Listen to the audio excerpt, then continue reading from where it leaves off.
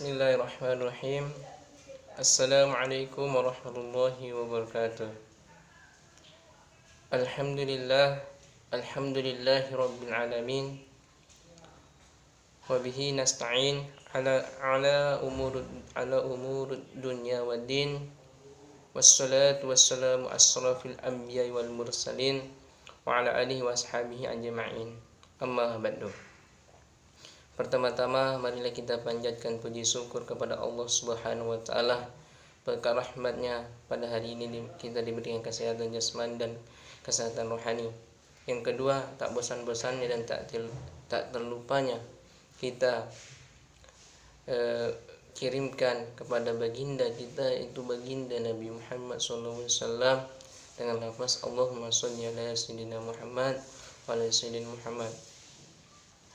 Baiklah, di sini kami dari kelompok 2 itu MK Perkembangan Pemikiran dalam Islam, itu judul makalahnya atau judul PPT-nya Muhammad Abdu dan Muhammad Rashid Ridhoha.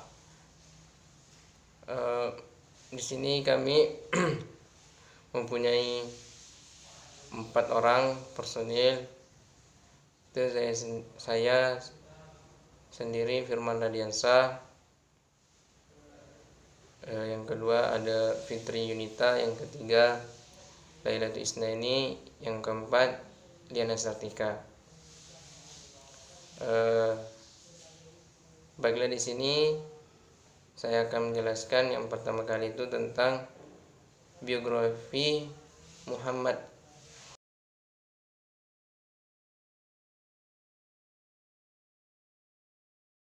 Baiklah, di sini saya akan menjelaskan tentang biografi Muhammad Abdul. Pasti kawan-kawan banyak, siapa sih Muhammad Abdul tuh? Di sini saya akan menjelaskan tentang biografi tentang siapa sih Muhammad Abdul nih. Di sini yang pertama tanggal lahirnya. Muhammad Abdul lahir pada tahun 1266 Hijriah, bertepatan pada 1849 Masehi, dan dia meninggal pada 11 Juli 1905 di Iskandaria, Mesir, itu daerah Mesir. Ayahnya berasal dari desa Mahlat Nashar di daerah Al-Bahira, sedangkan ibunya berasal dari daerah Hasad Syabi'is di Al-Ghorabiyah. Muhammad Abdul ini banyak yang mengatakan dia tuh berasal dari keturunan atau keluarga Utsman dari Bani Adi, salah satu suku Arab yang dipandang di daerah Arab. Kita masuk dalam pendidikan. Pendidikan Muhammad Abdul itu dimulai dengan belajar menulis dan membaca di rumah. Dia menghafal Al-Quran dalam masa 2 tahun di bawah bimbingan seorang guru yang hafal kitab suci Al-Quran. Kita lanjut lagi, dia Muhammad Abdul ini dia belajar di Universitas Al-Azhar. Itu dia belajar tentang mengambil filsafat dan logika. Dan dia juga Muhammad Abdul merupakan murid dari Jamaluddin Al-Afghani.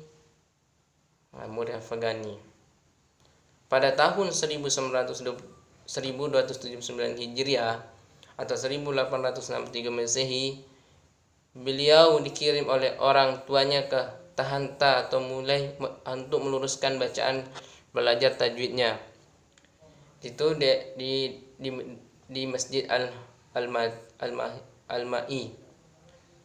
Setelah dia belajar 2 tahun belajar tajwid, setelah 2 tahun, namun setelah 2 tahun dia bosan dan memutuskan untuk kembali ke Tahalha. Pada tahun 1282 Hijriah atau 1866 Masehi lagi, Muhammad Abdul setelah umur 40 tahun Muhammad Abduh itu sudah berumah tangga atau sudah menikah.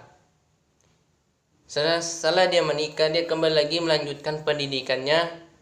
Itu pendidikannya berapa bulan, pergi lagi ke Kairo dan belajar di Al-Azhar. Nah, setelah dia belajar, setelah Muhammad Abduh selesai dalam pembelajaran itu sudah wisuda di Al-Azhar, belajar di Al-Azhar, dia sudah selesai, terutama lah wisuda lah di Universitas Al-Azhar tuh itu sekitar tahun 1877 dia memulai karirnya sebagai seorang guru atau seorang pendidik di Al-Azhar, mengajar di Universitas Darul Ulum dengan memegang MK atau mata kuliah sejarah. Pada tahun 1899 dia angkat menjadi mufti. Ini mufti ini kan pasti kawan, apa sih mufti? Mufti itu seorang yang diangkat untuk ini, contohnya seorang ulama lah. Dan mufti ini dia seorang ulama syariat Islam. Muhammad Abduh ini di daerah Mesir tuh dia mengendalikan tentang fikih. Nanti orang bertanya kepada Muhammad Abdullah, orang bertanya tentang fikih syariat Islam, sampai jabatan itu, disitulah jabatan dia sampai dia meninggal pada tahun 1905 Hijriah, tak kurang tak lebih itu usianya 50-60 tahun.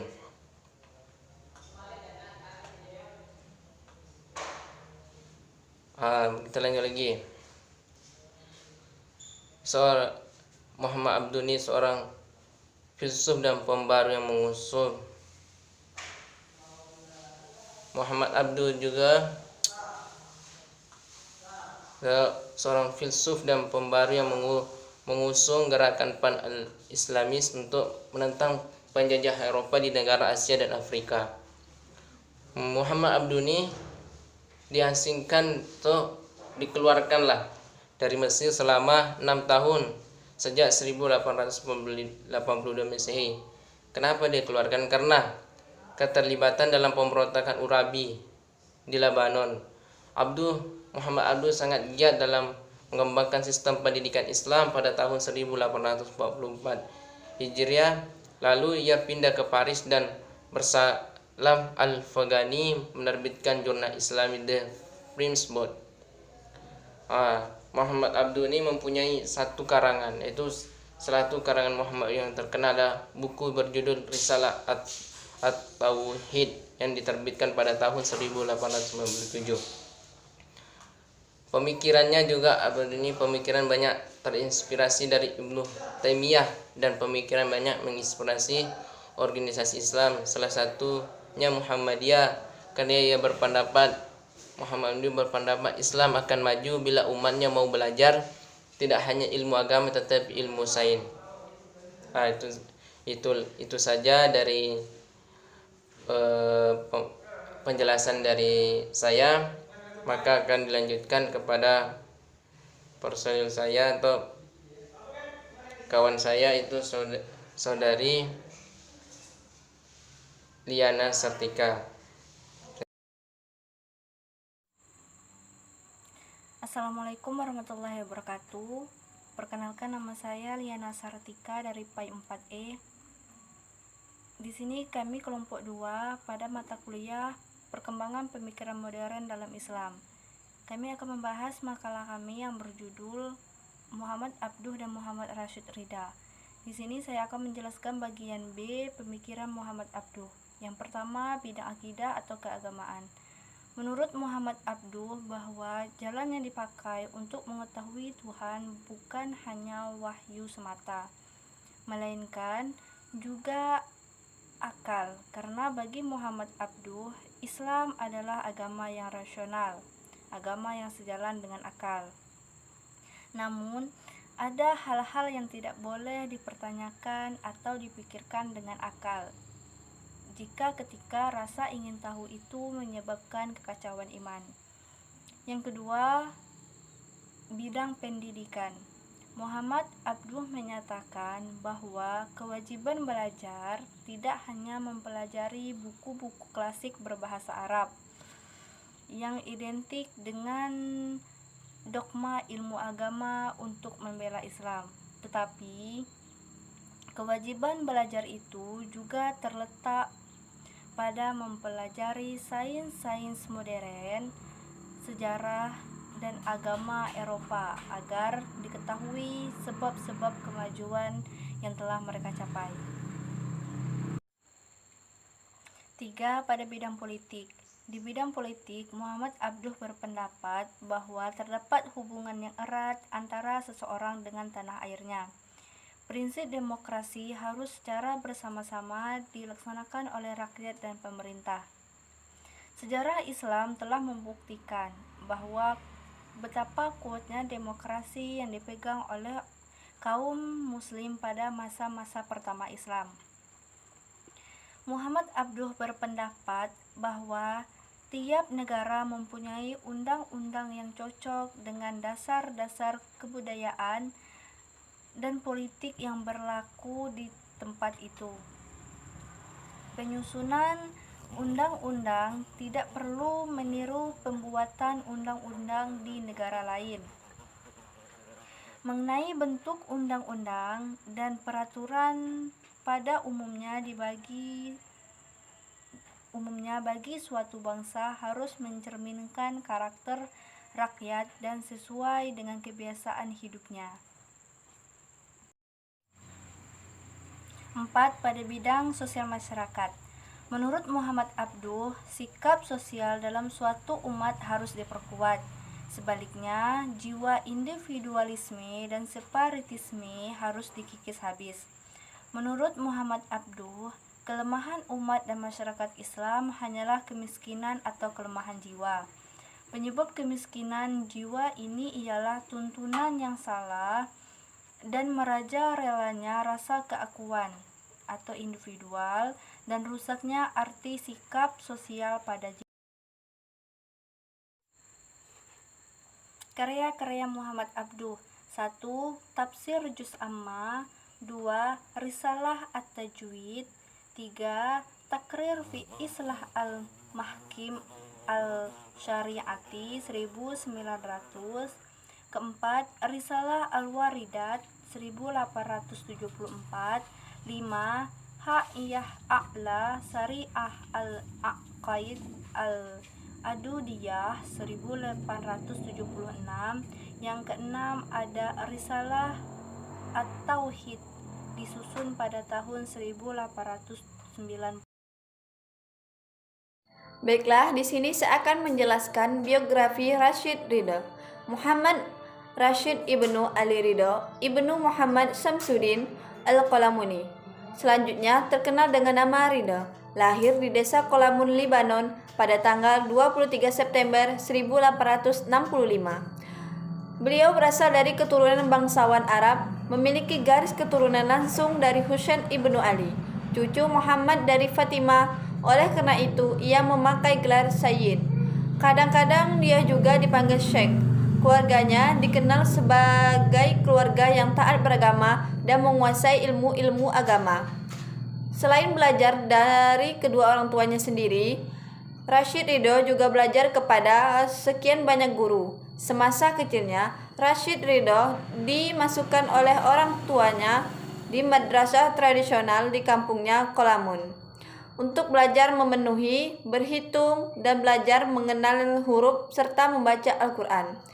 Setelah tamat sekolah di madrasah tradisional pada tahun 1882 Masehi, tepatnya saat berumur 17 tahun, Rashid Ridha dikirim oleh orang tuanya untuk meneruskan pelajaran ke Al-Madrasah Al-Walantah Al-Islamiyah atau Sekolah Nasional Islami di Tripoli, Libanon.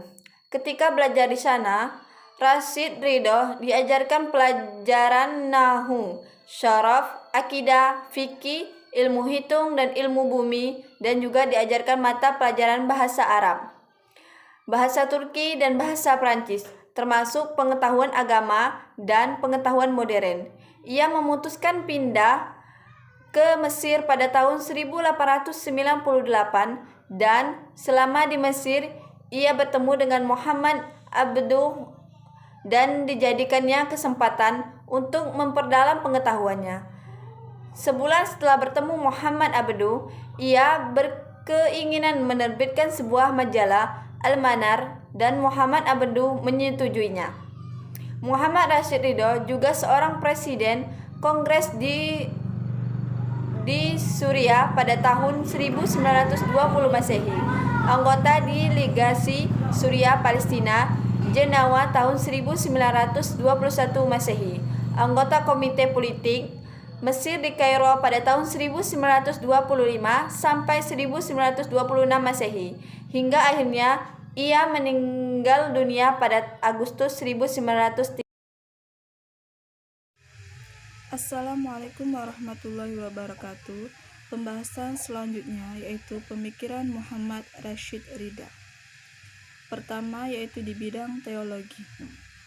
Menurut Rashid Ridha, dalam masalah ketuhanan hendaknya agar urusan keyakinan mengikuti petunjuk wahyu. Sesungguhnya demikian, akal tetap diperlukan untuk memberikan penjelasan dan argumentasi terutama kepada mereka yang masih ragu-ragu. B. Sifat Tuhan. Dalam menilai sifat Tuhan, Rashid Ridha berpandangan sebagaimana pandangan kaum salaf, yakni menerima adanya sifat Tuhan. C. Konsep iman. Rashid Ridha mempunyai dasar bahwa kemunduran umat Islam disebabkan oleh keyakinan dan amal perbuatan mereka telah menyimpang dari ajaran Islam. Dan menurutnya keimanan itu didasarkan atas pembenaran hati. Yang kedua yaitu di bidang pendidikan. Di antara aktivitas dalam bidang pendidikan diantaranya membentuk lembaga pendidikan yang bernama Al-Da'wah wal Irsyad pada tahun 1912 di Kairo. Dan dia juga merasa perlu menambahkan pembaharuan di bidang kurikulum dan menambah mata pelajaran seperti pendidikan moral, ilmu bumi, sejarah, ekonomi, ilmu hitung, ilmu kesehatan, dan bahasa asing. Yang ketiga yaitu di bidang politik. Dalam bidang ini juga tidak ketinggalan, dia berkecimpung dalam bidang ini sewaktu di tanah kelahirannya dan juga di Mesir. Terbukti bahwa dia pernah menjabat sebagai Presiden Kongres di Suriah tahun 1920 Masehi, anggota delegasi Suriah Palestina Jenawa tahun 1921 Masehi, anggota Komite Politik Mesir di Kairo tahun 1925 sampai 1000. Karya-karya Muhammad Rashid Ridha. Ada banyak sekali karya yang dihasilkan oleh Muhammad Rashid Ridha, di antaranya yaitu yang pertama, majalah Al-Manar, sebuah jurnal, kadang-kadang juga disebut sebagai majalah yang diterbitkan di Kairo, Mesir, yang dipimpin oleh Syekh Muhammad Rashid Ridha. Yang kedua, Tafsir Al-Quran Al-Hakim atau Tafsir Al-Manar. Yang ketiga, Tarik Al-Ustad Al-Imama Syekh Ridha. Buku ini berisi sejarah hidup Imam Syekh Muhammad Ridha. Yang keempat, Nida'li Al-Jins Al-Latif atau panggilan terhadap kaum wanita. Yang kelima, Al-Khilafah wa Al-Imama Al-Uzma atau kekhalifahan dan imam-imam besar.